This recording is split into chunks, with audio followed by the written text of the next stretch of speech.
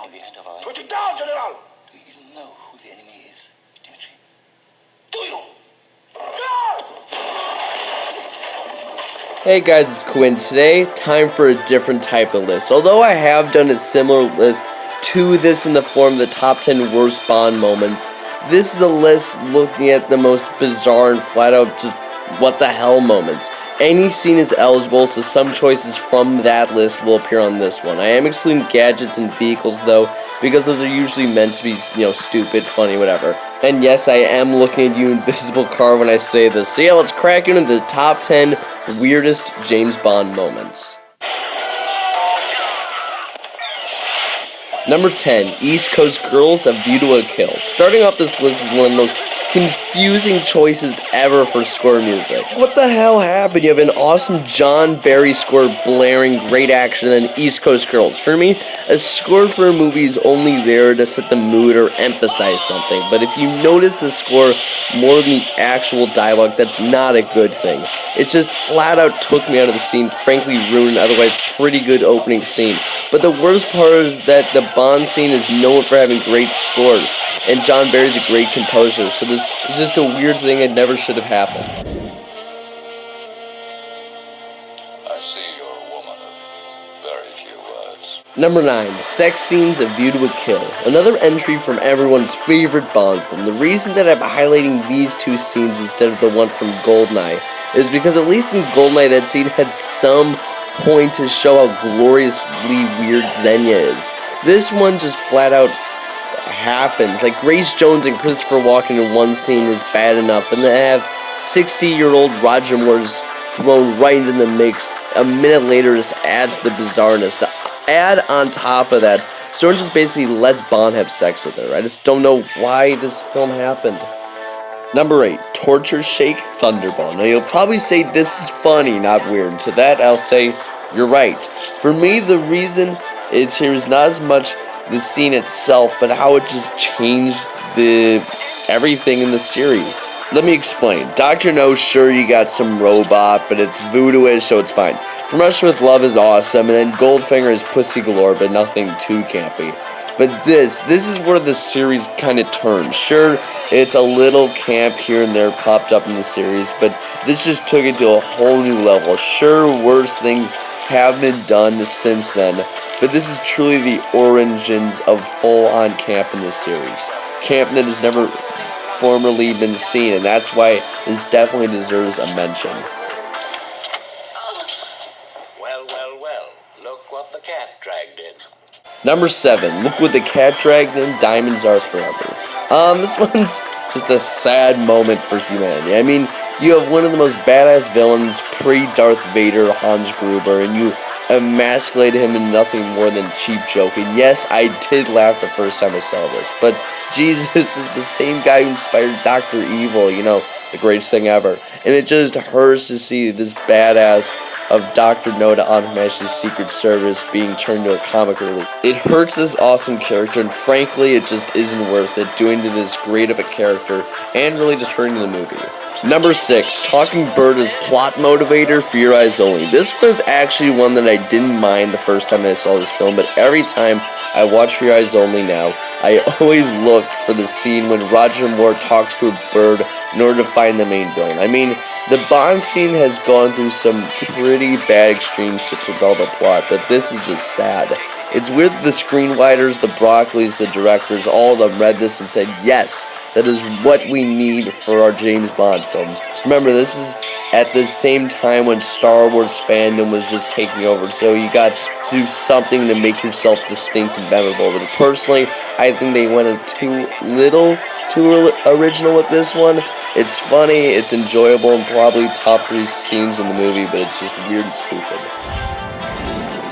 Number 5, Jaws falls in love Moonraker. Kind of like Blofeld Diamonds Are Forever, but in a more shameful way. This takes another badass, iconic character and just makes him into a sad, cheesy joke of himself.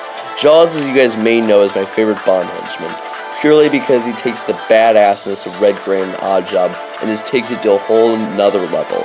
Hell, this guy kills a shark with his teeth.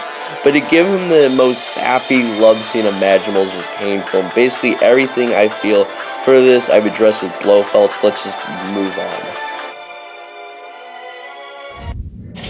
Number 4, whipping scene, License to Kill. Tying back to the torture scene from Thunderball, this scene really marked the beginning of the literal dark age of Bond. One of the reasons the Bond series had a 6-year hiatus was because of the darkness of this movie, in particular this scene.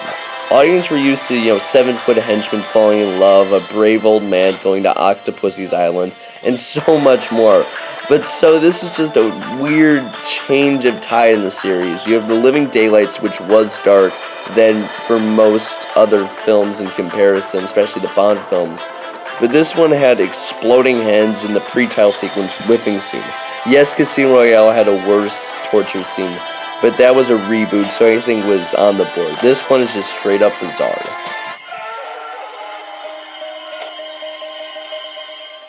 What would it take for you to see things my way? A lot more than you've got.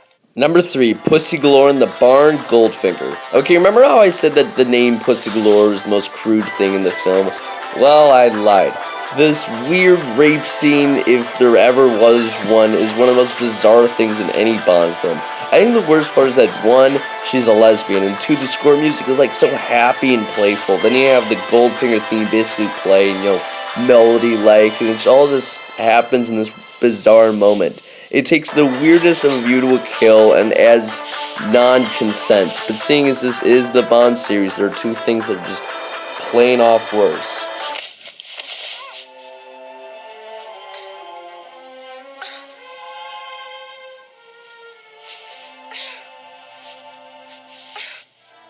Number 2, Korean turned white robot, Die Another Day. Oh my god, this one hurts. I love Pierce Brosnan and I will defend him with every fiber of my being, but this, it hurts. It hurts, people. The sadness that this causes me is a lot because this basically ended Brosnan's run as Bond. Having this stupid a backstory for a villain is just mind-blowing, and if you have to choose one bad part of Die Another Day, this is it.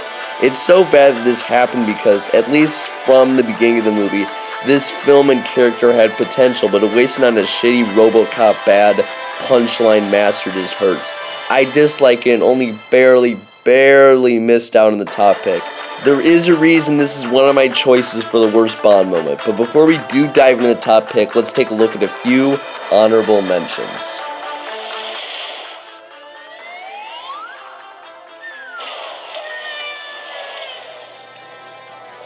I'm Mr. King. There's an end to die for. Take off your jacket. Turn around.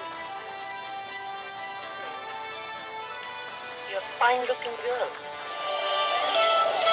Boy, you is ugly. For your eyes only can see me through the night. Darling, who's at the wheel? George. George? Automatic pilot. I buy you a delicatessen in stainless steel. Number 1, making Moonraker instead of For Your Eyes Only. Now this may seem like a bizarre choice, but let me explain.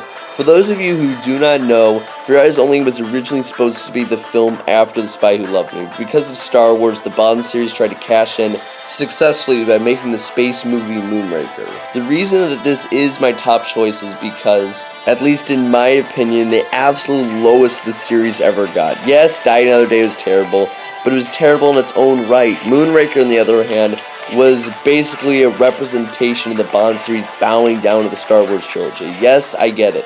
Everyone loves Star Wars, but if you are, at this point, the movie series, just because other films are having success doesn't mean you should turn around from your roots. The reason Bond is great is because every 2 or 3 years you get this badass come in and kick some ass. Sure, technology changed with the films, but the same core Bond feeling is still there, whether it be View to a Kill, License to Kill, Die Another Day, whatever. They hold their roots and bend a little, which is okay. But this is just Bond, at least in my opinion, giving up and purely being a cash grab instead of being a genuinely good film. Kind of like the films in the Connery, Lazenby, and early Roger Moore era. It's weird that such an established franchise with 10 films under its belt would give in like this, and that is why it's my number 1 pick. So what do you think is the weirdest thing that happened in the Bond series? Whatever it may be, leave it in the comments section below. And as always, like, share, comment, subscribe, and I'll see you guys next time. Ciao.